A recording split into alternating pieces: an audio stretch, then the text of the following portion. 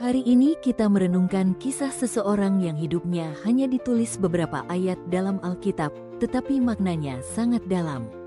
Ia adalah seorang manusia yang hidup di tengah dunia yang semakin jahat, tetapi ia memilih berjalan dekat dengan Tuhan. Namanya Henoh.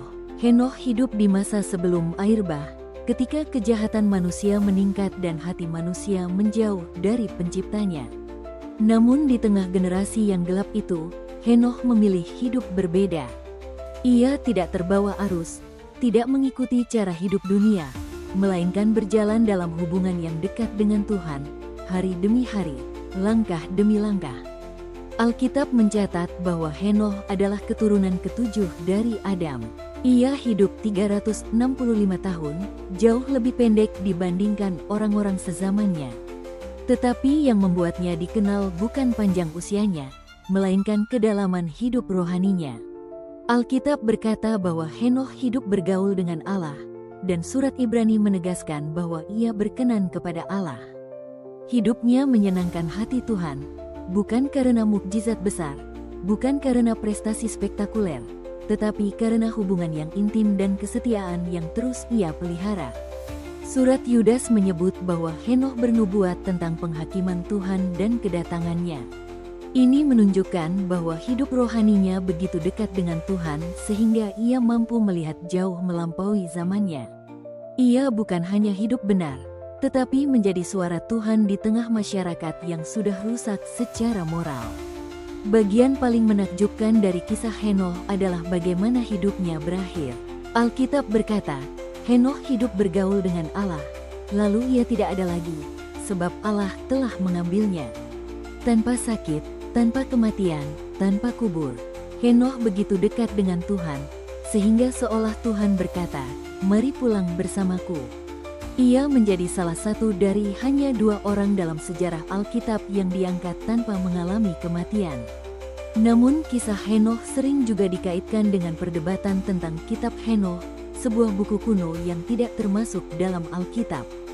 Kitab itu berisi penglihatan, kisah malaikat, dan nubuat-nubuat masa depan. Para ahli sepakat bahwa kitab ini ditulis jauh setelah zaman Henoh, antara 300 hingga 100 tahun sebelum Masehi.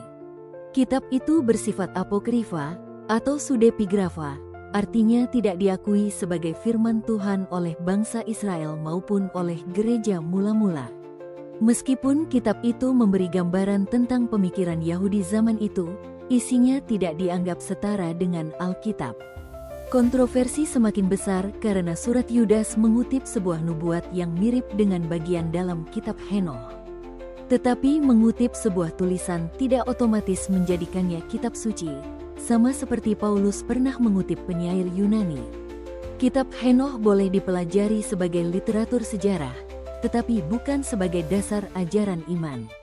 Terlepas dari kontroversi itu, satu hal tetap jelas, hidup Henoh dalam Alkitab memberi pelajaran luar biasa bagi kita. Ia mengajarkan bahwa kedekatan dengan Tuhan lebih penting daripada panjang umur atau pencapaian dunia. Di tengah dunia yang rusak, hidup kudus tetap mungkin dan bahkan sangat berarti. Berjalan dengan Tuhan bukan perjalanan kilat, tetapi perjalanan panjang yang penuh kesetiaan. Tuhan tidak mencari popularitas atau prestasi besar, tetapi hati yang mau taat. Dan hidup Henoh mengingatkan kita bahwa ada masa depan kekal yang Tuhan sediakan bagi mereka yang hidup berkenan kepadanya. Semoga kisah Henoh menginspirasi kita untuk berjalan bersama Tuhan setiap hari, dengan kesederhanaan, ketekunan, dan hati yang terus melekat kepadanya. Karena pada akhirnya, hidup yang dekat dengan Tuhan adalah tujuan terbesar yang pernah bisa kita capai. Jika kisah ini memberkati dan menguatkanmu, jangan lupa untuk klik like, berikan komentar berkatmu di bawah, dan bagikan video ini kepada teman atau keluarga yang membutuhkan. Subscribe juga agar kamu tidak melewatkan renungan berikutnya. Sampai jumpa di video selanjutnya. Dan Tuhan Yesus memberkati.